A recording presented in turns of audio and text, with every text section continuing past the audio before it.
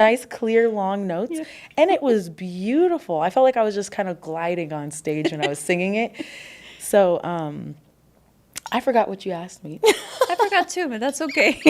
I was actually about the family vibe of yes. Yeah, so like, so I get there and it's like, who was playing?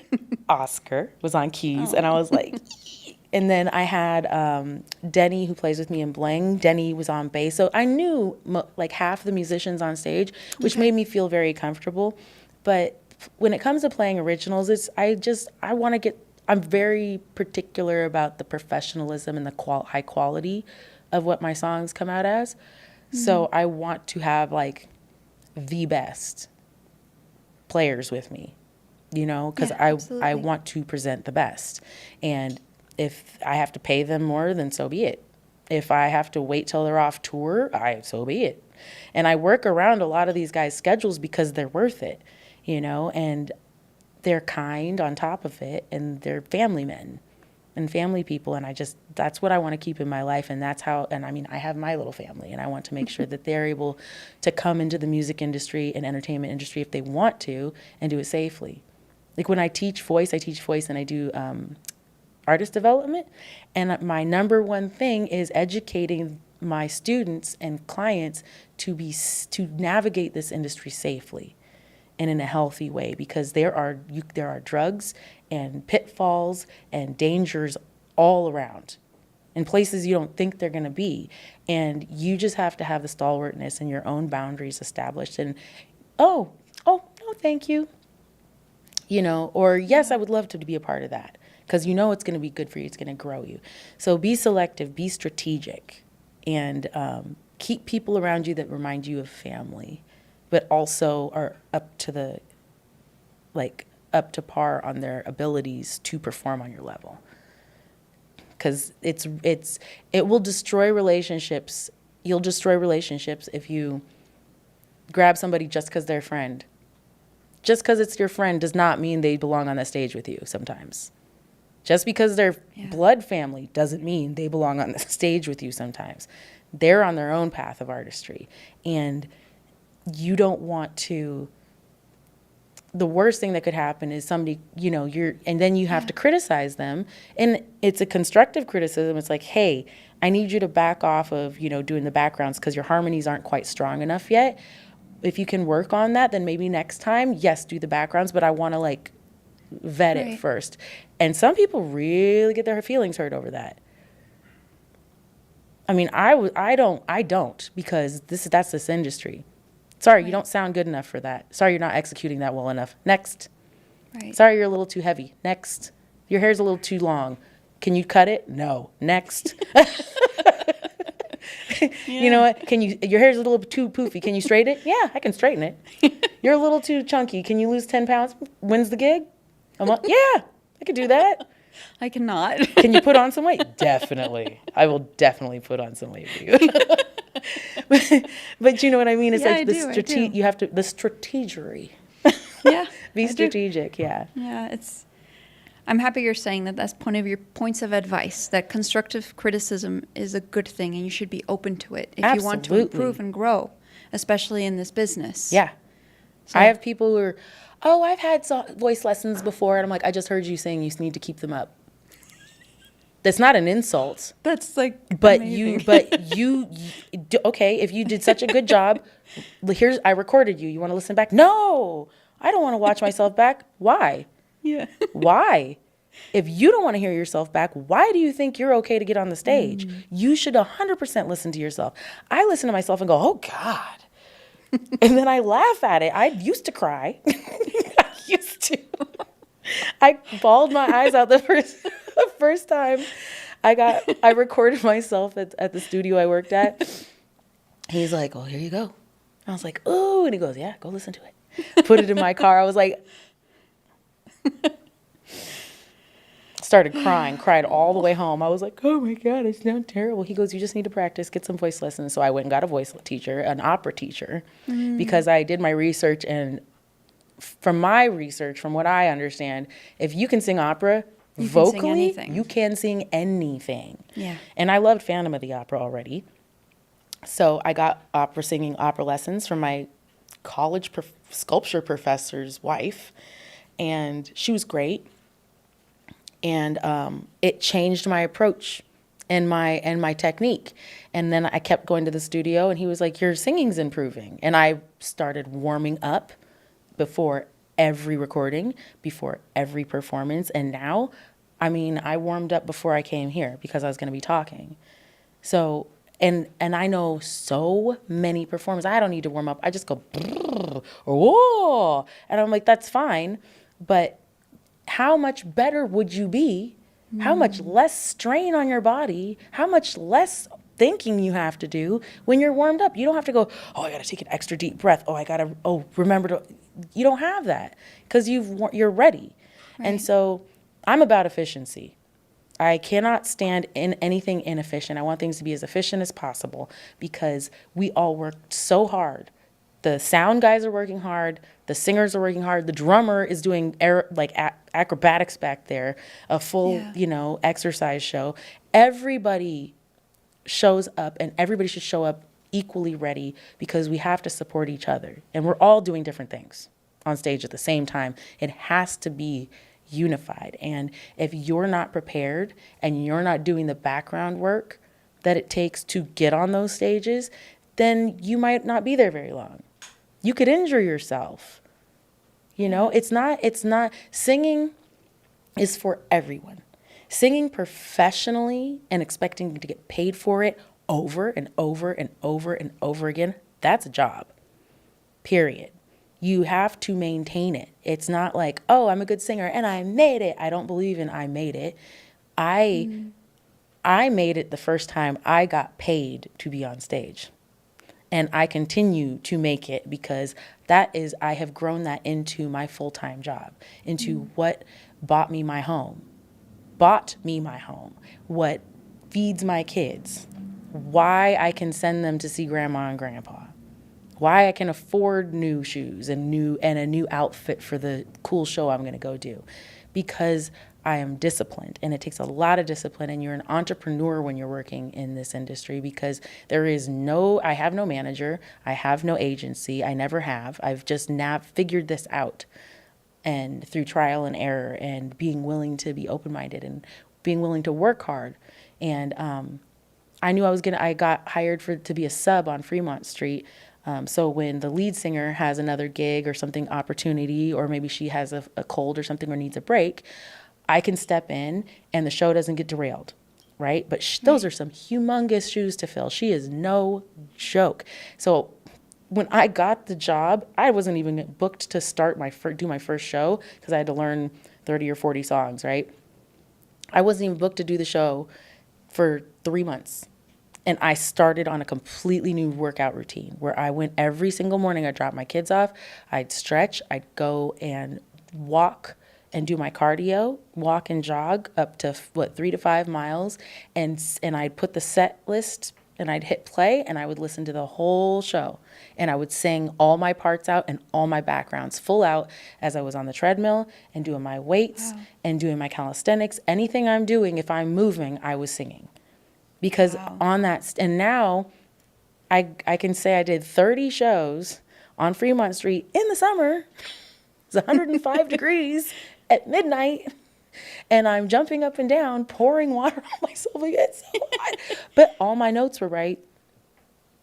I slipped up on some lyrics just because my dyslexia is crazy. But like, you know what I mean? Absolutely. I was able to do it and get off stage and not have a headache and not pass out on stage and I'll be like, I can't. No complaints, no excuses. I knew what I was getting myself into. So I'd rather be over prepared than under prepared. And I love constructive criticism because I want to get on that stage and have everybody go, wow, that was cool, except I don't want that. I want, wow, that was great. You should definitely go see her. I'm going to come see her again. This was fun, and that happens with preparation and and a lot of discipline. I feel like you can read my mind because I was actually going to ask you what your routine is like. But now I'm going to ask you is how do you consistently be disciplined, especially with being a mom, having so much on your plate, working all the time? How do you consistently say, okay, I need to do my vocal warm-ups today. I need to walk the 3 to 4 miles a day. How do you stay consistent? You just do it. I gotta do it. My dad was like, it doesn't matter if you like it. Sometimes there's plenty of things I don't like that I do every day. He goes, it's your attitude about it. You can give up and quit and be a quitter, and then never get the opportunity and never feel the success of completing that, or you can try and fail and try and fail until you don't fail. And then also, I've had a lot of knee surgery and stuff, and sitting there, the recovery and getting ready for the surgery, going to the thing and like being talked to, you don't want to go into that. You don't want to be cut open. You don't want to, I know what the recovery is going to be like. I know I'm going to wake up in pain because I've already, it's like, and then I've already done it. It's not like it's a surprise. Like you're going to feel a little pressure. No, I know what I'm going to feel. It's not pressure. Yeah. That's for sure. And just having to go through things that I absolutely despised on such a physical level, like you can't get out of your body. You have to sit here with it. You have to sit through the spasms. You have to sit through the complications. You have to wait and wait and wait for your body to heal, and watch everybody else going to concerts and going to theme parks and living not on homeschool, not on crutches, not in a wheelchair. So for me the fact that I can get on a treadmill and walk 3 to 5 miles is a blessing to me, because my initial prognosis was amputate the leg above the knee, and I got to keep my leg, and doctors, well, you're not gonna, it's always gonna be a limp. Oh, you'll never be able to run. You probably won't be able to dance. And I'm a professional dancer. I can run. And I have learned to walk without a limp. This isn't stuff that's exciting to talk about, right? But it's completely contributed to my ability to push through whatever happens with this business, because this is nothing compared to the personal things I've been through. It's not. It's like skipping through sunshine and roses. Like I'm like, even on my worst day and I'm tired, I didn't sleep the night before, maybe the kids are sick and I'd rather snuggle up with them, and I go to a gig, when I open that door and the staff is like, Sage, because they've been waiting all week to have live music, because I'm goofy. I banter with the staff. I go through and make sure I get everybody's favorite songs, and I play their songs for them, because, they've been there all day. And if there are kids in the audience, I love that. That just completely melts my walls down, and I'm like, wah. But you can't walk into a place to entertain people and stay low. I look forward to work, because if I'm having a bad day, it's about to get good. Yeah. I love your positivity. Thank you. And I love how strong you are. You made me emotional with your story. It's hard. We go through a lot of stuff. Yeah. It's like, it's hard to stay positive sometimes, but I just think about like where I could be. I am not in a hospital bed. I am in a position, even without the music career, even if I was a bartender or doing something that's not glamorous at all. I think bartending is actually quite glamorous, but I'd be like flipping bottles. But like, even if just the least glamorous job, you're a secretary, I have everything. I still have everything. Even without being a singer and a performer in Las Vegas, I have 2 healthy children. I am not sick. I can walk around. I can do what I want, essentially, in my life. And I don't have a horrific prognosis or a death sentence I'm having to deal with. And a lot of people do. So how dare I? It's me. Poor me. What poor me? I've just posted a reel of a guy in a foreign country in Southeast Asia somewhere. And I lived in Southeast Asia. I saw some of this personally. He's got 2 little plastic stools, and he'd sit on one, he'd put the other one next to him, and he'd scoot to it, and he'd scoot, because he has no legs. He's clean, well-dressed. He's wearing shorts because he's got no legs. Right. But he doesn't even have a wheelchair, but he has somewhere to go. He's not depressed, at home, shooting up drugs, complaining, poor me, I lost my legs. He's like on his way to do something, living his life. And that's how we all should be. You have breath in your lungs, and you have the freedom to make your own choices. The sky is the limit. And the floor is also. So it's like, choose wisely. You could lie there and just let things happen to you, or you could go make things happen. Thank you, Sage. That's really insightful, and I'm really happy you're sharing it with all of us. And like you were saying in the beginning, you truly are very vulnerable and very honest all the time. You. At least in the experience that I've spent with you. And I think it really is inspiring. I think you're very inspiring. You know, you are a great person. Thank you. I try. I feel like I have some other experiences within groups of people that have been very traumatic and toxic, and I've watched so many people experience things in life and let it take them down, or they stay trapped and they're afraid to get out of the bad situation because they think it's going to be worse. You're already in hell. You're already in hell. Like, you're already at the point where you don't have hope and you don't think you can do something, even if it's drastic, even if everybody around you thinks it's a bad idea. If you're drowning, you get yourself out of it, and be rude, be pushy, be bold, be forceful, do what you have to do. It's survival. If I didn't go after my music the way I have, I'd probably be a lot more depressed of a person. I would have had to be full-time in athletics or music or something where you are expressing something. And a singer, we're athletes. It's all breath control and body. So if I didn't have some physical outlet like that, I don't know how I would be mentally. Because when I wasn't doing this full-time, I was a much sadder person, a much less confident person, a much more just let things happen to me person, afraid to react because of what my family's going to say, what my parents will think, what my sister will think, what my husband will think, or how he'll react.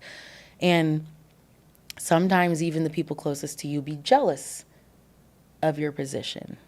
Oh, that must be fun. It's like, I'm really busy today. I have 2 rehearsals and a podcast. That's my day today. I have this, and then I have a vocal rehearsal for one band, and then a vocal rehearsal and a full band rehearsal till midnight.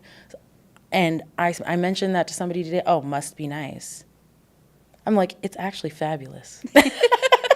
I worked my tail off to be here and be able to create my own schedule. You didn't do that. You didn't do that. Don't be mad at me because you took every excuse.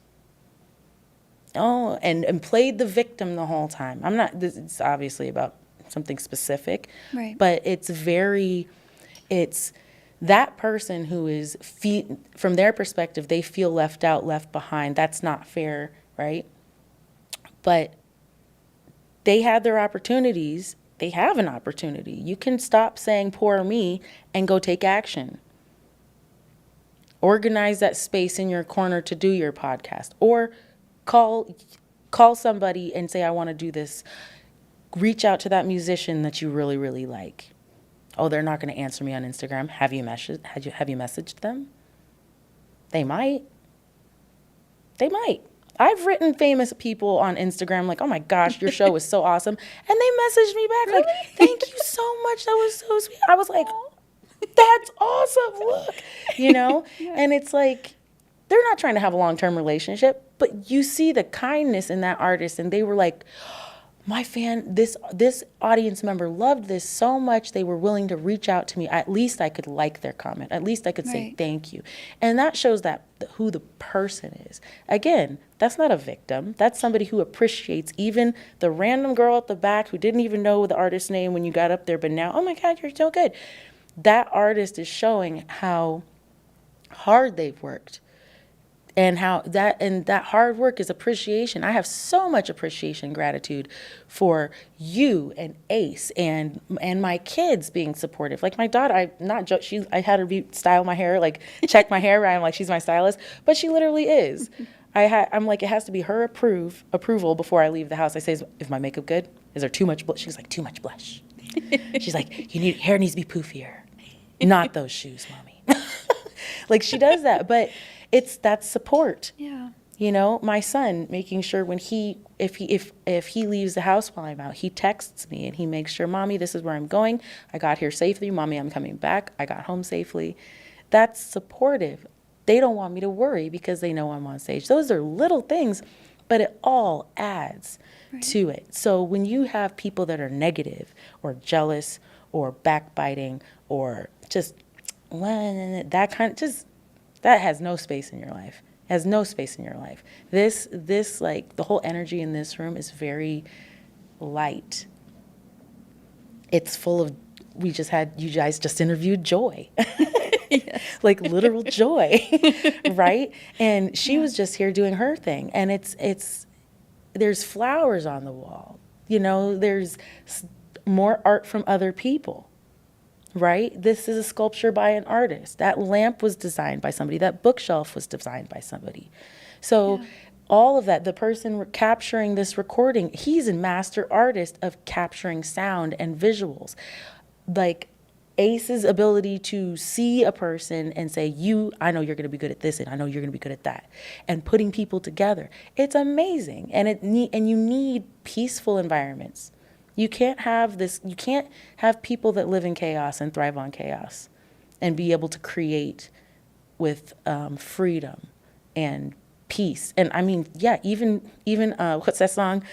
I hate you so much right now by Khalees. One of my favorite songs ever. And it is one of the most angry songs. Like she's literally screaming, I hate you so much. And you hear it and you're like, that's awesome. Right? Yeah. And but she didn't sing that song in a studio with a bunch of craziness going on. It was peace. She probably had her tea. And maybe she came out and was like, all right, I got to remember that whole situation and F that guy. And, you know, she hyped herself up, but she was in a safe place to hype herself up, you know? And then sometimes your best recordings are you just had a fight. Oh, well, sometimes I get into an argument or something, you know, something negative. Yeah. And I sit down and I'm like, now, listen to this song. Next week, see how you feel. And that's my retort to the negativity. Sometimes I'm not going to sit there. I'm not a screamer. I'm not going to sit there and cuss somebody out and be like, oh no, you did not, da, da, da. I'm not, that's not in me. I'll look at somebody's behavior and go, that's who you are. All right, cool. And I'll remove myself. I don't even want to spend the energy because I can put that energy into music. I can put it into my children. I can put it into something that grows. And that's what I'd rather. And I love the fact that my name ended up being Sage Waters and then Water the Sage was started as a joke, like, because I would get sage plants and I would forget to water them and they die. So I was like, Water the Sage. And my last name's Waters, that works. But now it's become constantly, like, feed your head, constantly bring in wisdom and learn knowledge and learn. And I feel like, go ahead. Excuse Sorry. me. No, I'm just burping. I was going to say, that's okay. I feel like you've given us so many important nuggets of knowledge that I kind of am going to request that we summarize them. Okay, yeah. So the first one was be vulnerable and honest. Yes. The second one was to accept constructive criticism in order to grow. Yes. The next one was that life is very special and you need to look at the positives, not so much focusing on the negative. Yeah, lead with love and gratitude. Okay. Yeah. It turns you into a magnet for good things. The next one was about, you can help me with this. The next one was about, see if I remember. Well, I know that you talked about, that when you're feeling very down, just get up and do it. Just get up You're going and to do feel it. much better that you went and you did it. Yeah. No matter how sad you're feeling or hopeless, whatever it is. Well, it's like exercise. Yeah. You feel like crap because you're sitting in the bed and you're sedimentary. And then if you can get mentally, just tell your body, get up, walk in there. And then all of a sudden, you're on the treadmill at 2 miles an hour, just doing nothing. And then before you know it, you'll have to turn to, this is boring. This is almost hurting my legs to go this slow. So you speed up. And then within a few minutes, you're like, hey, and you're going. I'm doing it. Yeah. So you just got to get up and do it. And then the flood of good chemicals come in, then you don't want to stop. I don't know about that with running. We'll see. We'll see about that. That's like my worst nightmare. Oh, really? Yeah. Well, like Everyone's something like, that your body you like. I'm like, I'd rather walk. Yeah. We'll walk in the park. And the next thing was being disciplined. You just got to do it as well. The discipline, creating a good schedule, dietary, sleep, and physical activity schedule that's yours, and don't rely on a buddy, because if your buddy goes on vacation, and then your routine shouldn't stop because your buddy's not there. You know what I mean? Yeah. But something that you can cultivate that you enjoy. If you hate gyms and you love hiking, then make sure you find a way to go hiking multiple times a week, you know? Yeah. If you hate walking and being on your feet, but you love the water, find a pool that you love, you know? I think you had said something sustainable. It has to be sustainable. You love. Yeah, it has to be sustainable. Yeah. And then best advice for artists is, when you are given criticisms, categorize them as, is this a good criticism for my business or creativity? And don't get offended. Like with the whole, you need to pick a genre, Sage. That's business advice. So I can market myself properly and have a target audience and actually build that audience out from there. Beyonce can jump around her genres because everybody knows her and likes her already. So now she has the freedom to experiment, and everybody goes, ooh, where's she going? Ooh, where's she going? Ooh, where's she going? You know, and they're going to follow, and she'll get new followers and lose some, and new followers and lose some. But she's got the freedom because of who she is. And she's already been marketed. Yeah, for 20, 30, almost 30 years now. Yeah. So it's, categorize, compartmentalize.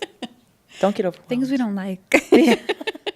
Which was your other thing about, being free and doing what kind of music you want to do in the moment. Who cares if it's country? Who cares if it's pop? Who cares if it's rock? Yeah. Just being open to whatever you're feeling. Well, my biggest inspiration is my biggest inspiration is my talent and capability. I feel like I am literally going against creation if I do not honor what I have been given. And it's not for me. It's for me. It keeps me sane because it is who I am. I am music. I am lyrics. I am performance. But if I don't give that away and share it, and it's just locked up in a closet, that's therapy. If I keep all my art in a closet. Once I let it out, it's art. And that belongs to everybody else. And so my inspiration is, I'm really upset about this. I need to write it out. Oh, I turned it into a song. Wow, I feel a lot better about that. I need to release this because I'm sure a lot of other people feel that way. So that's my biggest inspiration is I have a weird, incessant vibe that I want to help people.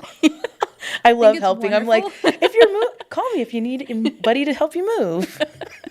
You need a ride to the hospital. You need a ride to the airport. I'm like that friend. Yeah. So the fact that music is healing is like, I feel an onus to share it and encourage others to do their music too. Yeah, because it's healing. It's healing to create it, and it's healing to share it. Thank you so much, Sage, for being here. Oh, thank you for having me. It.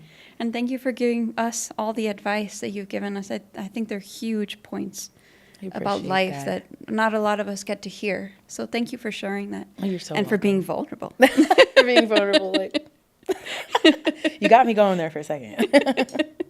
Well, thank you so much, everyone, for watching. This is Sin City After Dark. I'm Katerina. This is Sage Waters. And if you're interested in being on our show, please send us your EPK, and our production team will be happy to get back to you. Oh, and a little information about yourself. We'd like to know who you are. Thank you, everyone, and thank you for being a part of our musical family. Have a beautiful night.